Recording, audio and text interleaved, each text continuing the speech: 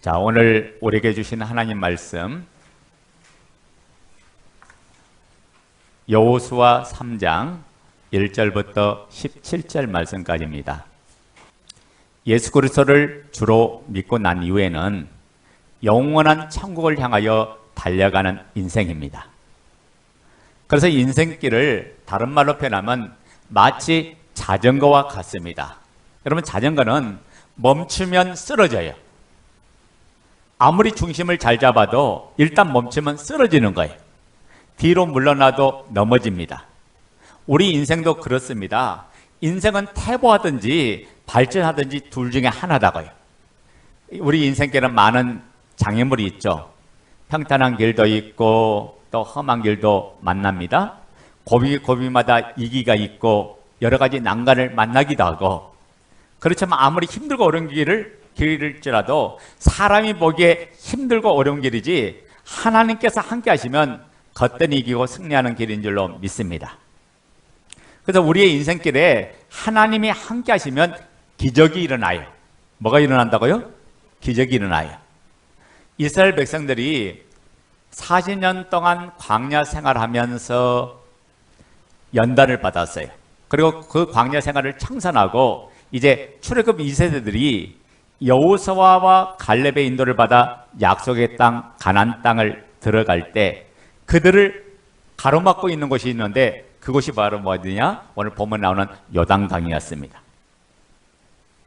그 강을 지나가야 약속의 땅, 젖과 꿀이 흐르는 땅 가나안 땅을 차지할 수 있는 거예요. 자, 이럴 때 사람들이 이런 생각합니다. 성공을 가로막는 장애물이 있다라고만 생각합니다. 그러나 여러분, 우리가 꼭 알아야 될 것은 항상 모든 문제 속에서 기회가 숨어 있다는 걸 알아야 돼요. 하나님께서 이스라엘 백성에게 주시겠다고 약속한 땅은 가나안 땅이죠. 근데 이스라엘 백성이 요단강을 건너면 되는데 정작 가나안을 눈앞에 두고 요단강을 보고 머뭇머뭇거리고 두려워하고 있다면 하나님께서 기뻐하지 않을 거다, 그런 말이에요. 하나님께서 우리가 믿음으로 전진하기를 원하고 약속을 붙들고 달려가기를 원하십니다. 그런데도 우리가 환경을 보고 머뭇거리고 멈춰서서 좌절하고 절망 속에 원망과 불평만 하고 있다면 하나님께서 예배한 복, 그 축복, 즉 기적을 체험하는 삶을 살지 못할 거예요. 이같이 하나님께서 우리를 향한 계획은 크고 놀라워요. 우리가 현재 놓여있는 환경을 보고 머뭇거리고 앉아고 있다면 하나님 계획과는 아무런 상관이 없는 자가 되는 거예요. 여러분 한번 생각해 보세요. 하나님께서 왜 나를 구원시켜 주셨는가? 왜 나를 공동체로 불러주었는가? 그것을 깨달아야 여러분이 좌로나 우로나 치우쳐야 하냐고 믿음의 길로, 진리의 길로 바르게 할 수 있다고요. 자, 따라서 합니다. 미래는 준비하는 자들의 것이다. 그러니까 우리에게는 환경이 중요한 게 아니에요. 믿음 없음이 문제다, 그 말이에요. 우리 교회가 지금 팬데믹 시대에 코비드-19 시대를 맞이해서 더욱 미래를 향한 준비가 있어야 될 줄로 믿습니다. 그럴 때 교회는 그 자리에 멈춰서지 않고 정체되지 않고 치고 나갈 수가 있고 하나님의 일하심을 경험하게 될 것이에요. 여러분, 빈스 롬바디라는 사람이 있는데 미식 축구 역사상 가장 위대한 코치로 인정받는 사람이에요. 그가 이끄는 팀의 승리는 74% 정도. 미식 축구 사상 가장 위대한 코치로 선정되는데 이분이 가진 비결이 세 가지예요. 아주 간단해요. 첫째 뭐냐? 뛰어난 선수가 필요하고, 두 번째 훌륭한 감독이 필요하고, 세 번째는 모든 선수들의 팀워크를 이야기했습니다. 그러니까 아무리 실력이 탁월하고 뛰어나도 팀워크를 이루지 못하면 그 선수는 가차없이 빼버렸어요. 개인의 능력보다도 연합의 효과가 가장 중요하기 때문에 그래요. 우리나라 신한은행 후발주자임에도 불구하고 IMF 위기를 극복하고 건재할 수 있었던 비결을 네 가지로 얘기합니다. 첫째는 뭐냐? 창의성. 둘째는 스피드. 세 번째는 열정. 넷째는 팀워크. 공동의 목표와 비전을 가지고 있을 때 철저히 하나됨을 이룰 때 가장 강한 강자가 된다고요. 우리 교회가 이 세상에서 세상에 끌려다니지 않고 세상에서 영향을 끼치는 교회가 되려면 하나됨을 이룰 때 가장 강력한 교회가 될 줄로 믿습니다. 자, 하나님께서 저와 여러분을 교회 공동체로 불러주셨어요. 그래서 구원은 1대1로 구원을 받지만은 그 부르심은 교회 공동체로 불러주었다가 해요. 요즘 교회 나가지 않는 사람을 뭐라고 말합니까? 가난한 교인이라 그래요. 안 나가를 거꾸로 가난한 교인이라고 해. 어느 경북지에 가면 보니까 20-30%가 교회 안 나가는 가난한 교인이 20-30% 되더라고요. 그러니까 교인 전체 약 20% 정도가 지금 가난한 교인이에요. 그들이 왜 공동체를 안 나가고 교회를 안 나가는 거 했더니 여러 가지 이유가 있죠. 첫째는 뭐냐? 나는 구속받기 싫다. 사람들에게 타짜받기 싫다. 그냥 자유스럽게 내가 신앙생활을 하고 싶다. 첫 번째 여건이 그거고, 두 번째는 뭐냐면 교회의 여러 가지 잘못된 관행이나 비행이나 여러 가지 사항, 또 목회자의 도덕성, 그리고 교인들 간의 서로 상처와 아픔, 이런 것들 때문에 나는 교회에 나가지 않겠다. 그냥 조용히 하나님 앞에 신앙생활 하겠다. 이런 이유로 가난한 교인이 의외로 많더라고요. 그러나 여러분, 이것은 하나님의 뜻과 전혀 상관이 없는 삶을 사는 거야. 이것 때문에 교회 공동체를 떠나버리면 그 사람 지금 마귀에게 속고 있는 거고 마귀에게 끌려다니고 있는 거다가요. 여러분, 하나님께서 저와 여러분을 왜 공동체로 불렀는가, 이 땅에 왜 교회가 되게 하셨는가, 그 목적을 모르고 살면 안 되는 거죠. 교회가 완전해서 여러분을 공동체로 부른 게 아니에요.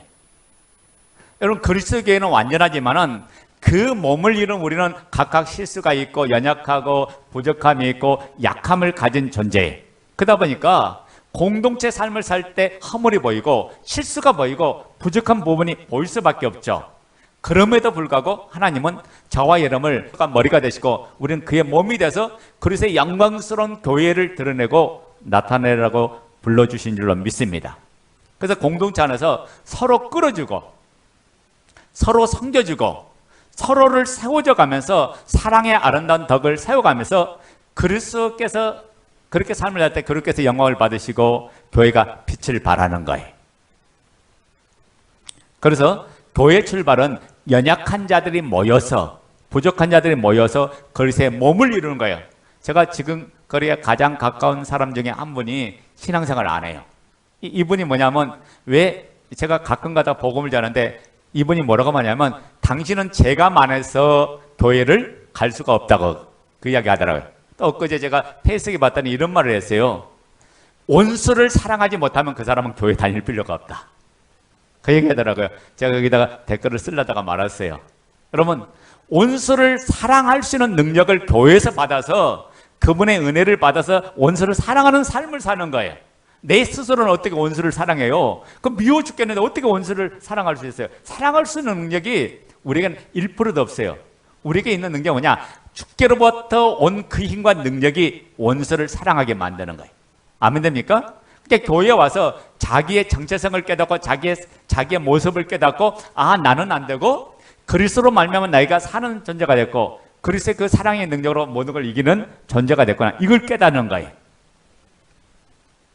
그래서 함께 모여서 기도하고 함께 서로 교제하고 함께 섬기면서 서로 그리스도에게까지 자라가는 거죠. 한마디로 영적 성장이 있을 때 교회가 교회의 기능을 감당하고 하나님의 뜻을 누려가게 됩니다. 그래서 교회는 함께하지 않으면 성장하지 못하고 함께하지 않으면 세상을 치고 나갈 수가 없어요. 하나님 기쁜 뜻을 이룰 수가 없어요. 하나님께서 우리 교회를 이렇게 불러놓은 목적이 뭐냐? 각각 개별적으로 따로따로 그냥 은혜만 받고 끝나라고 부른 게 아니에요. 그러면 여러분, 하늘꿈의 교회 존재 목적 자체가 없는 거예요. 은혜 받으려면 다른 데서 은혜 받으면 되죠. 교회 하나님의 영광스러운 일을 하라고 교회를 불러주었다가요. 그러면 오늘 주신 말씀을 통해서 여러분 성령의 음성을 듣기를 원합니다. 자, 오늘 보면 1절부터 6절 말씀 뭐냐?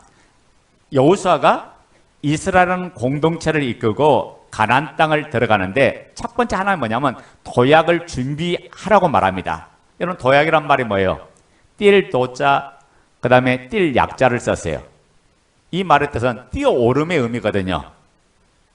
여러분 지금 코로나19로 인해서 세계적으로 힘든 여정을 지나고 있어요. 교회도 예외는 아니에요. 출석 인원의 감소와 재정의 감소와 예배의 감소와 헌신의 감소와 전도의 감소로 이르렀어요. 그래서 교회가 지금 약 40% 정도 교회를 떠났다고 이야기합니다. 통계가. 그러니까 제가 계속 들어보면 큰 교회들이 너무너무 힘들대요, 요즘. 그냥 수많은 사람이 교회를 떠나고 교회학교 신앙은 완전히 죽어버렸고 모일 수 없으니까 완전히 죽어버렸고 청년의 미래가 없고 그런 시대로 전략이죠. 여러분 지금 우리가 코로나만 단순히 보면 안 되고 그 배후의 역사는 악한 영의 역사를 봐야 된다. 여러분 우리가 다음 세대가 없으면 우리 교회에 미래가 없는 거야. 그나마 우리 교회는 절반이 청년이죠. 이럴 때 교회적으로 환경에 굴하지 않고 치고 나가고 달려갈 시기인 것을 오늘 하나님은 저와 여러분에게 말씀하는 줄로 믿습니다. 여러분 메뚜기나 벼룩을 보세요.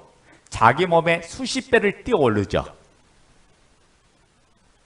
사람이 뛰어오르려면 고작 뛰어오르는 게 그 자리에서 뛰어오르는데 얼마나 뛰어오를 수 있어요? 그래서 50에서 60cm, 많이는 1m 정도, 제일 많이 뛰는 사람이 1m 그 자리에서. 사람은 근본적으로 혼자 힘으로는 도약이 힘든 존재예요. 그런데 장대 높이 선수를 보세요. 장대 하나만 가지면 몇 미터 올라가요?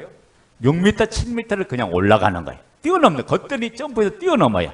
이와 같이 우리 공동체가 내 힘으로는 안 되지만은 나는 연약하지만은 성령의 능력과 성령의 권능이 함께하면 하나님께 붙들림 받으면 모세의 지팡이를 하나님 지팡이를 잡을 때 능력의 장대를 잡을 때 진실로 도약할 수 있고 우리 힘으로 불가능한 모든 일들을 하나님의 힘과 능력으로 이루어갈 수 있을 줄로 믿습니다. 자, 오늘 여호수아는 요단강을 건너기 전에 먼저 준비를 했어요. 첫 번째 어떤 준비를 주었냐? 이스라엘 백성에게 비전을 주었어요. 뭘 주었다고요? 비전을 주었어요. 자 보세요. 이스라엘 백성이 40년 동안 광야 생활을 돌면서 요단까지 왔어요. 잘 보세요. 돌고 돌아서 맴돌다 간 자리가 얼마나 많았겠어요. 그들에게 고생이 되어도 항상 마음에 생각나는 곳이 뭐냐? 가나안 땅이었어요. 가나안 땅에 들어가고 만다는 그들은 비전을 가지고 있었던 거예요. 그런 중에 모세 시대가 끝나고 여호수아 시대로 바뀝니다. 우리가 이걸 뭘 깨닫습니까? 비전은 지도자가 바뀌어도 똑같다 그 말이에요. 모세에게 주신 비전은 여호수아에게 그대로 이어졌습니다. 이게 모세가 항상 뭐냐? 우리가 가야 될 땅은 이 광야가 아니라 젖과 꿀이 흐르는 가나안 땅입니다. 계속해서 우리는 가나안 땅으로 가자. 그 비전을 그들에게 심어줬어요. 자기가 들어가지 못하고 죽을 망정 입만 열면 이스라엘 백성에게 가나안을 바라봐라. 하나님이 약속한 그 땅을 바라보자. 그 땅의 비전을 가지고 우리가 나가자 외쳤어요. 그의 제자였던 눈의 아들 여호수아도 외치기를 우리가 가나안 땅에 올라가자. 하나님 우리를 들으실 거다. 이 비전을 동일하게 외쳤다가 우리도 마찬가지입니다. 여러분 이제는 옛사람의 습성에서 죽은 행실을 붙들고 정욕에 매이고 죄에 매이고 세상까지 매이는 것을 다 청산하고 젖과 꿀이 흐르는 가나안으로 들어가 주님과 함께 생명을 누리고 천국에 누리는 이 비전을 날마다 품고 삶을 살아야 됩니다. 그러니까 하나님께서 이루어갈 이 비전을 날마다 꿈 거예요. 여러분 왜 비전이 중요한지 아세요? 왜 꿈이 중요한지 아세요? 비전은 그 사람을 움직여 가는 거예요.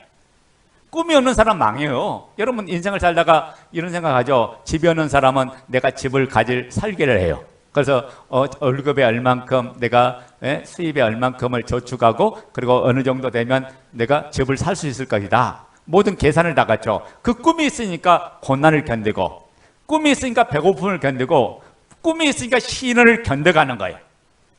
목표 의식을 가질 때 우리를 하나님은 이끌어 가시고 인도해 주셔서 하나님 뜻을 이루가게 만드실 거다. 여러분 2021년 우리 교회 비전이 뭐예요? 복음 전수로 작은 교회를 세워가는 하늘 공동체. 여러분 이 비전을 위해서, 왜 여러분이 비전을 왜 모르는지 아세요?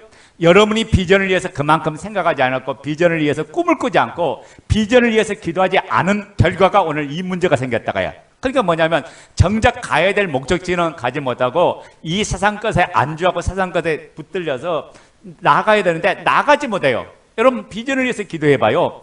비전을 위해서 기도하면 하나님이 펼쳐진 계획들이 보여요. 비전을 위해서 꿈을 꾸면 하나님이 이루고실 역사가 보인다고요. 그리고 그분부터 오는 힘과 능력을 공급받는 거예요. 그러니까 여러분이 늘 날마다 꿈을 꿔야 돼. 요셉이 꿈꾸는 자잖아요. 하나님의 가족으로 하나님께서 기뻐하시는 건강한 교회가 되어 이 땅에 하나님 나라 교회를 세우는 비전을 가져야 돼요. 이 비전이 우리의 마음으로 꿈으로 심어져야 합니다. 그러니까 나의 잘됨은 이 비전과 함께 이루어져요. 그래서 여러분의 모든 잘됨은 공동체와 함께 이루어진다. 교회가 잘되면 여러분 삶이 잘되고 여러분 인생이 잘되게 되어 있어요. 그 말은 다시 말하면 여러분의 주님과 함께 누리는 그 꿈이 잘되면 하나님의 나라가 잘되면 나머지는 다 잘되게 되어 있어요. 왜 그렇습니까? 그게 약속이니까. 마태복음 6장 33절에 그랬죠. 먼저 그의 나라와 의를 구하라. 그러면 이 모든 것을 더해주겠다. 너의 마음의 소원, 너의 마음에 꿈꾸는 모든 것들이 다 더해진다는 그 역사가 일어나는 거죠. 자, 두 번째, 어떤 준비를 했습니까? 하나된 마음으로 믿음으로 전진하도록 했어요. 여러분 이스라엘 백성들은 누구를 중심으로? 여호수아를 중심으로 단합된 믿음을 과시했거든요. 12지파의 대표들이 한 마음으로 단합하였고 제사장들이 하나로 단합되고 백성들의 마음이 하나가 되었어요. 우리 교회가 세상을 치고 나가려면 마음이 하나가 돼야 돼요. 여러분 숫자가 적어서 치고 못 나가는 게 아니에요. 숫자가 많아서 치고 나가는 것도 아니에요. 치고 나가는 그 원리가 있는데 한 마음, 한 뜻, 한 비전, 한 꿈이 됐을 때 세상을 치고 나가는 거예요. 여러분 우리가 숫자가 많고 적음이 문제 아니라 여러분이 하나가 안 된 것이 문제다. 하나만 되면 하나님 우리 교회를 사용하시고 못할 것이 없게끔 이루어 가실 거예요. 그래서 하나님의 거룩한 일을 위해서 여러분 마음이 하나로 통일되는 역사가 있기를 원합니다. 그래서 마음이 갈라지면 아무리 힘을 발휘하지 못해요. 여러분 마귀의 정체가 뭔지 알아요? 디아볼로라는 뜻인데 분리시키는 자, 나누는 자, 깨트리는 자, 가르는 자예요. 성령님의 역사는 뭐냐? 하나 되게 하신 분. 하나를 이루게 하신 분이야. 성령님이 역사하면 하나 되게 하는데 악한 영 마귀가 역사하면요 깨트려버려요. 공동체를 깨트려버려 공동체를 나눠버려요. 그래서 뭐냐? 내 입장과 내 시간과 내 관점으로만 공동체를 꼭 보게 만든다.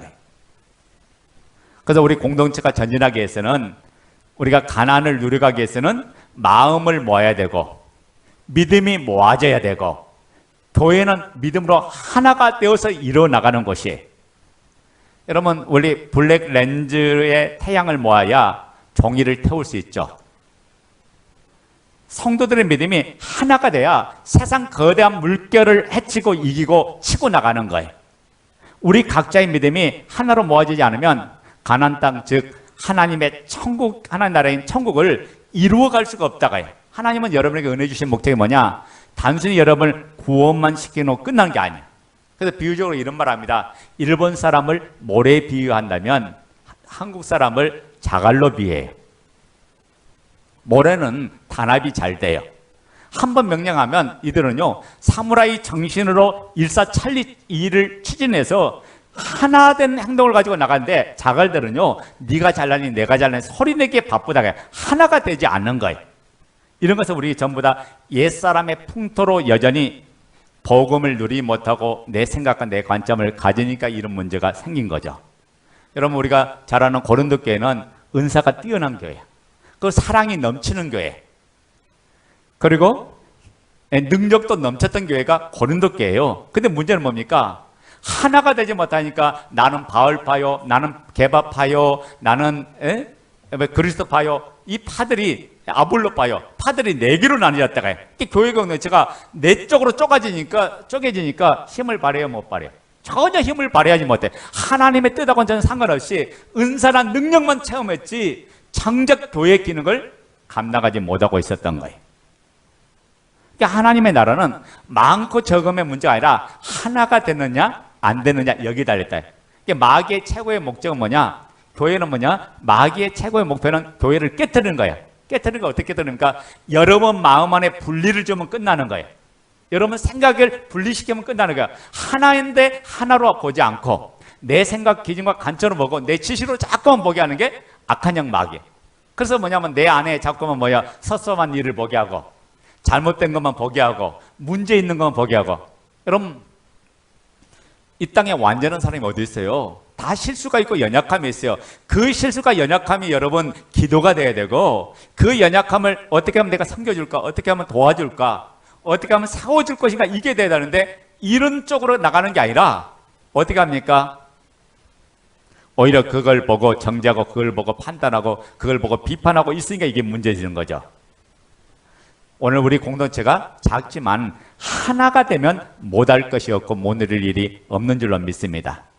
하나님은 우리를 사용하기를 원해요. 그래서 에베소 4장 3절에 하나 되게 하신 것, 성령께서 하나 되게 하신 것을 힘써 지키라고 했어요. 그분 안에서, 예수 그리스도 안에서 우리를 한 몸으로 불러주신 거야. 그러니까 우리의 정체성을 바르게 깨닫고 이 하나됨을 우리가 지켜나가야 돼. 그러니까 잘 봐요. 내가 자꾸만 내 생각에 의해서 내 문제만 생각하면 하나 될 수가 없어요. 우리가 이 땅에서 내 문제를 위해 사는 게 아니라 하나님 나라를 위해 사는 존재가 됐다고요. 가난 들어가는 이 비전을, 비전만 가지고 그냥 이루어지는 게 아니에요. 비전도 가져야겠죠. 한 마음 한 뜻도 돼야 되죠. 세 번째 돼야 될 게 뭔지 아세요? 공동체가 정결해야 돼요. 공동체가 뭐 해야 된다? 정결해야 된다.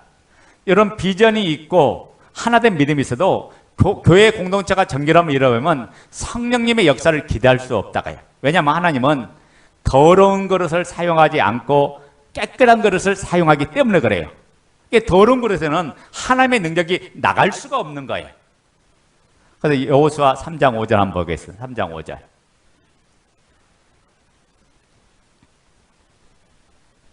자, 5절 읽어요. 시작. 여호수아가 또 백성에게 이르되 너희는 자신을 청결하게 하라.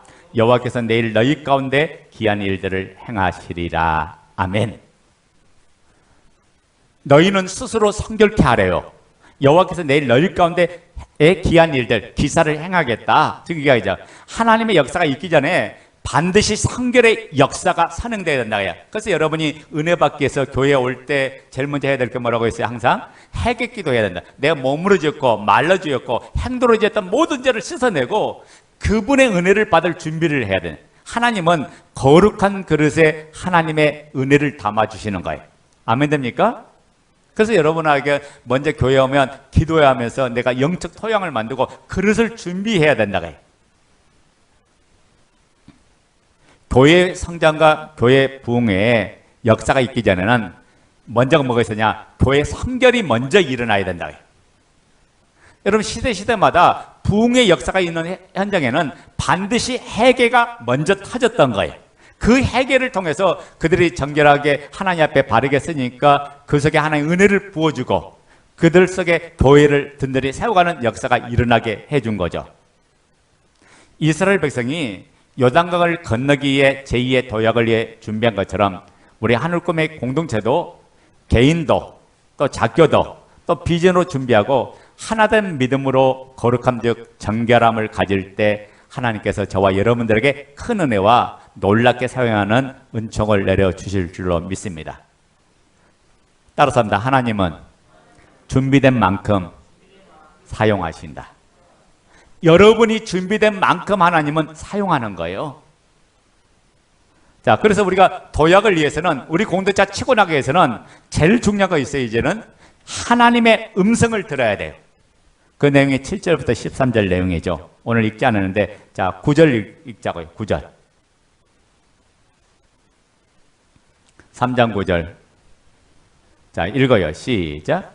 여호수아가 이스라엘 자손에게 이르되 이리 와서 너희의 하나님 여호와 말씀을 들으라 하고. 여러분 큰 사건이 있기 전에는 항상 하나님의 말씀이 임했습니다. 도약을 위한 사건대에는 항상 하나님의 말씀이 임했어요. 그냥 이루어진 게 아니라 하나님의 종들에게 말씀하시고 그 약속의 말씀을 이룰수록 성령님은 역사하셨다가야. 자, 하나님께서 여호수아에게 뭘 말씀하셨습니까? 여호수아에게 7절에 보면 함께 하겠다고 약속했어요. 자, 7절 읽어요. 시작. 여호와께서 여호수아에게 이르시되 내가 오늘부터 시작하여 너를 온 이스라엘의 목전에서 크게 하여 내가 모세와 함께 있었던 것 같이 너와 함께 있는 것을 그들이 알게 하리라.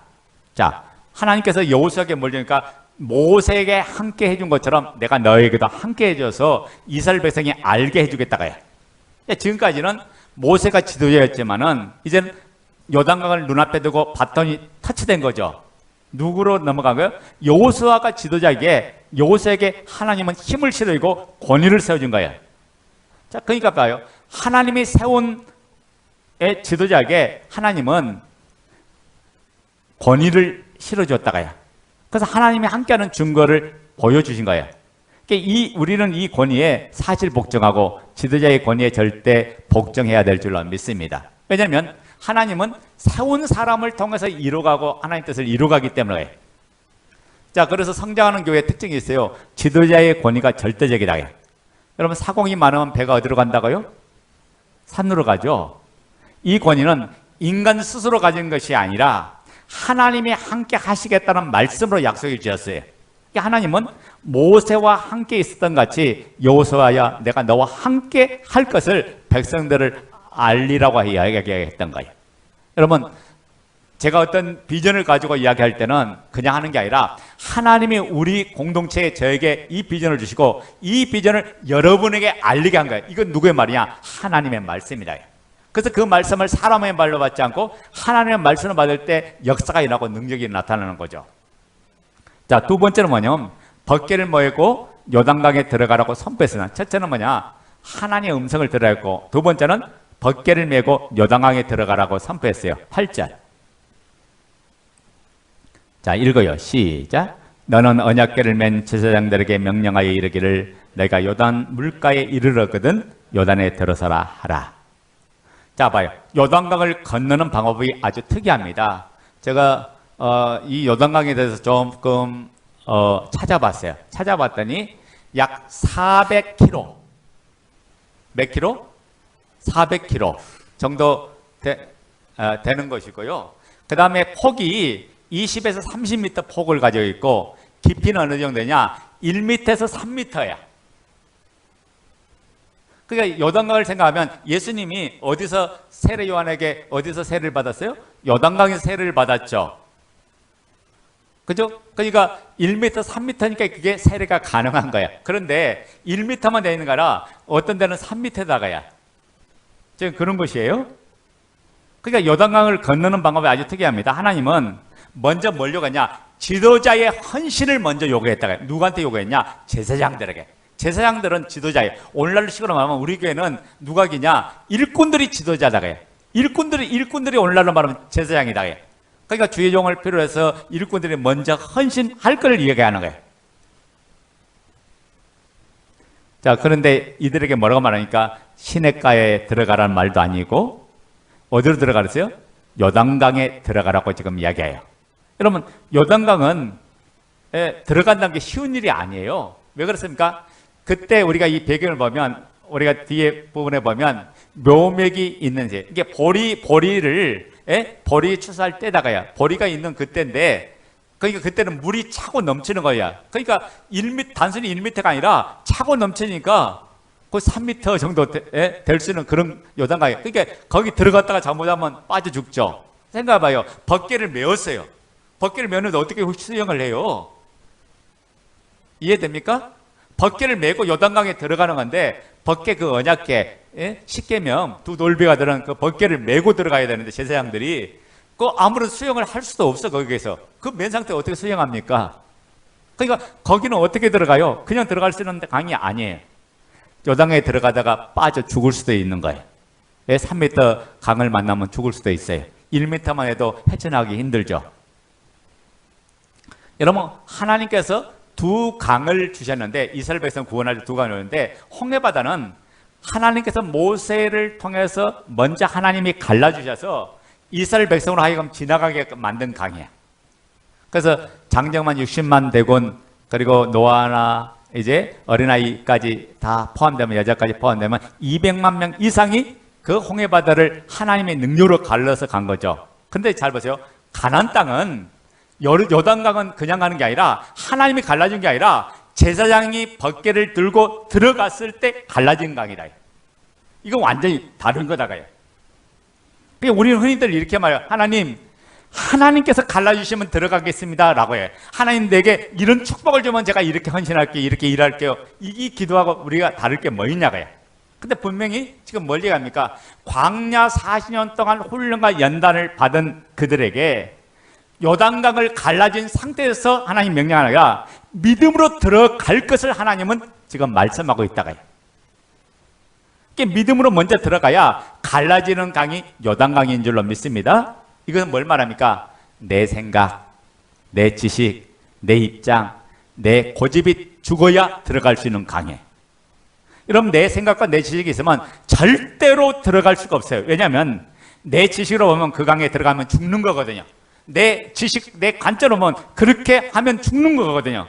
이게 갈라지지 않은 강이니까 그래요. 그런데도 요단강에 들어가려면 철저히 내가 죽고 내 옛사람 스승이 죽고 그분의 말씀에 따라 반응해야, 순종해야 들어갈 수 있는 강이 요단강이다 그런 말이에요. 자, 그러니까 지금 뭘 말할까? 믿음은 상황과 환경을 뛰어넘는 거예요. 현실을 보지 않는 거예요. 약속을 붙잡는 거예요. 현실이 그럴다 할지라도 하나님이 약속했으니까, 전능하신 그분이 약속했으니까, 나의 주가 약속했으니까 그 말씀을 의지하고 신뢰하면서 그분이 하실 걸 믿고 걸어가는 게 이게 믿음이다가요. 그러니까 요단강은 누구만 들어갈 수 있어요? 그 말씀에 순종하는 믿음으로만 들어갈 수 있는 강이에요. 여러분, 제사장이 요단강을 들어갈 때 벗개를 메고 들어가야 돼요. 그러니까 요단강은 어떻게 들어갑니까? 그냥 들어가는 게 아니라 말씀을 메고, 말씀을 붙들고, 말씀을 의지하고, 말씀을 따르고, 말씀에 의해서 전진해 가야 한다는 걸 지금 가르쳐 준다고요. 여러분, 믿음에도 차원이 있어요. 흔히들 믿음을 두 가지로 얘기합니다. 첫 번째 믿음은 뭐냐? 구원 얻는 믿음이야. 이것은 하나님께서 은혜로 저와 여러분에게 선물로 주셨어요. 그래서 누구든지 그분의 은혜와 사랑을 받으면 예수를 주로 시인해서 구원 얻는 그 믿음을 주었어요. 이 믿음은 구원받게 하는 믿음이죠. 그런데 또 하나의 믿음이 있다. 그 믿음은요, 구원 얻는 믿음이 아니라 상 받는 믿음, 영광을 받는 믿음이야. 이 믿음은 뭐 어떻게 합니까? 하나님의 약속된 말씀을 붙들고 그 말씀을 신뢰하고 믿고 걸어나갈 때 이루어지는 역사가 나타나는 믿음이다. 이 믿음으로 우리는 가난을 정복하고, 이 믿음으로 악한 영을 대적하고, 이 믿음으로 세상을 이기고, 이 믿음으로 우리는 전진해 나가야 될 줄로 믿습니다. 그러니까 상받는 믿음은 믿음의 싸움을 할 때 이루어지는 하늘나라에 주신 우리에게 보상이에요. 그래서 여러분이 영적으로 누리고 천국을 예비하게 되고 모든 상을 유업으로 물려받는 그날이 여러분 삶 속에 이루어진다 그런 말이에요.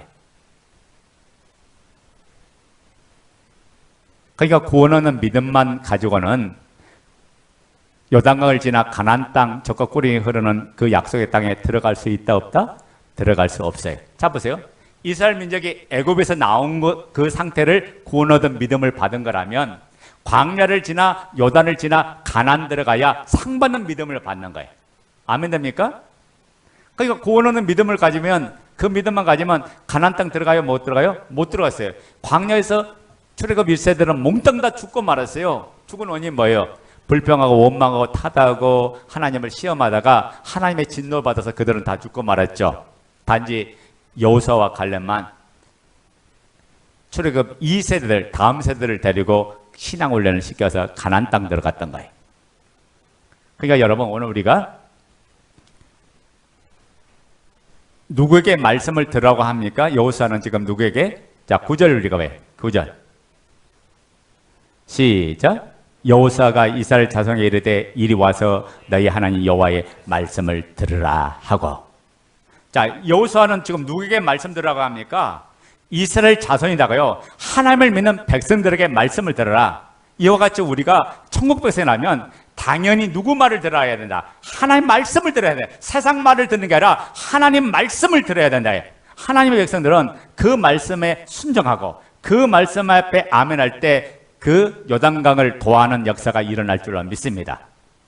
과거에 애굽의 습성으로 살아가면 요단강을 건너 가나안으로 들어갈 수가 없어요. 하나님의 거룩한 백성들은 하나님 말씀을 들어야 돼요. 우리 교회 공동체는 하나님 말씀을 들어야 될 줄로 믿습니다. 그래서 따라선다. 말씀만이 절대적이다. 말씀만이 나의 전부이다. 그 말씀 자체를 아멘하고 그 말씀을 붙들고 그 말씀을 따를 때 가나안 땅을 들어가는, 요단을 건너는 도하는 역사가 일어나는 거예요. 이런 단지 몇 명만 들어가는 게 아니라 이스라엘 공동체 전체에게 주신 말씀이에요. 그들이 그 말씀을 붙들고 나가니까 요단강을 지나서 가나안 땅을 들어가더라고요. 그리고 10절에 뭐라고 말하는가? 10절 읽어봐요. 시작. 또 말하되 살아계신 하나님이 너희 가운데 계시사 가나안 족속과 헷 족속과 히위 족속과 브리스 족속과 기르가스 족속과 아모리 족속과 여부스 족속을 너희 앞에서 반드시 쫓아내실 줄을 이것으로서 너희가 알리라. 자, 그러니까 그 말씀을 들어가면 너희가 7 족속을 만날 텐데, 가나안 7 족속을 만날 텐데 말씀을 가지면 말씀을 가지고 쫓아내면 된다. 하나님 그 이야기 이야기하는 거야. 그러니까 가나안 들어갔다고 싸움이 있는 게 아니라 들어가면 7 족속이 있는데 그들을 뭘로 쫓아내라? 하나님의 말씀을 가지고 쫓아내라. 그러니까 하나님께서 함께 해주기 때문에 너희들이 두려워하지 말고 염려하지 말고 너희가 이긴다. 지금 그 이야기 해주는 거예요. 그러니까 신앙은 싸워서 쟁취하는 거예요. 이겨서 하늘의 것을 누리는 거예요. 7 족속과 더불어 싸워서 항상 이기는 삶을 날마다 우리가 살아가야 된다. 우리 공동체가 치고 나가려면, 여러분 삶이 부유와 생명과 풍성함을 누리려면 영적 싸움을 잘해야 돼. 그러기 위해서는 여러분이 먼저 여러분의 정확한 목표가 바르게 설정돼야 된다. 목표가 잘못되면 여러분을 끌고 다니는, 누가 끌고 다니냐에 따라 여러분 인생이 실패하거나 넘어지거나 망해버리고 마는 거죠. 우리가 싸움은 뭘로 싸우느냐? 하나님 능력으로 싸우는 거예요. 여러분 이제 말씀을 제가 정리할게요. 잘 들으세요. 하나님 말씀이 이스라엘 민족에 임했는데 출애굽한 그들에게 광야에서의 삶을 끝내라고 준 게 아니라, 광야의 삶이 아니라 가나안 땅이 목적이죠. 근데 그들이 왜 광야에 40년 동안 훈련과 연단 받았어요? 애굽에서 바로의 학달에서 430년 동안 노예 생활하다 보니까 노예 근성이 완전히 빠지지 않았어요. 여전히 찌들어요. 그래서 문제만 터지면 애굽을 추억하고 과거의 삶을 추억하고, 이전에 바로의 학대받는 그 삶을 추억하며 삶을 사는 거예요. 그것 가지고는 가나안 천국의 삶을 누릴 수가 없기 때문에 하나님께서는 광야라는 것을 계속 뺑뺑 돌려서 40년 동안 그들 안에는 불순물을 뽑아냈고 그들을 훈련시키고 연단시켰어요. 여러분 인생이 하나님 법 앞에 빨리 들어서지 못하면 계속 다람쥐 채파기 돌듯이 거기서 뱅글뱅글 도는 인생으로 끝나고 만다고요. 그러면서 그렇게 했습니까? 하나님께서 그들에게 준비시켰죠. 그들에게 가나안에 대한 소망, 꿈을 가지고 비전을 갖도록 해줬을 거예요. 그런 비전으로 끝납니까? 아니죠? 그 비전을 이룰 수 있도록 어떻게 하셨어요? 어떻게 하셨죠? 그들을 거룩하고 성결한 삶, 정결한 삶을 살도록 하셨고, 그 다음에 하나님께서 약속해 주셨죠. 그런 자에게 내가 이제 너와 함께 해주겠다. 그 약속을 해줬어요. 그리고 그 가나안을 들어가기 위해서, 이 공동체로 가기 위해서는 누군가가 먼저 헌신이 일어나야 된다. 그래서 먼저 제사장들이 먼저 벗개를 메고 어떻게 했습니까? 요단강을 들어가는 거죠. 여러분 제사장이 들어갈 때는 뭐냐면 먼저 자기가 죽지 않으면 요단강 들어갈 수 없어요. 왜?